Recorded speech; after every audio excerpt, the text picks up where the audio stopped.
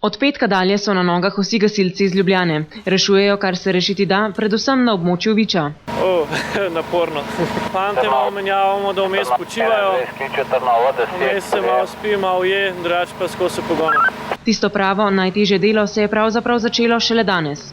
Zdaj še v bistvu, ko so vode opadle, lahko začnemo ljudem črpati kleti in take stvari, ki prej jim praktično nismo mogli pomagati. Reševali smo samo življenja. Takšne količine vode prebivalci Viča in okolice niso pričakovali, priznavajo. Jaz sem bila prav presenečena, sploh nisem vedela, da je tako hudo.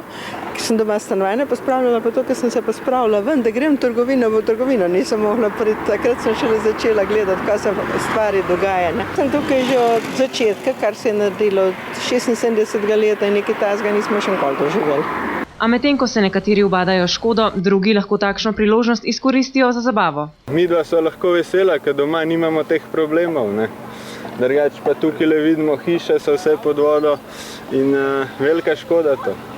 To je le enkratno doživetje Ljubljana, vprašanje, kdaj bo še tako poplavljena in smo rekli, bomo probali. Le malo izven prestolnice v Črni vasi so prebivalci stali na ulicah in le nemočno gledali poplavljene travnike in hiše.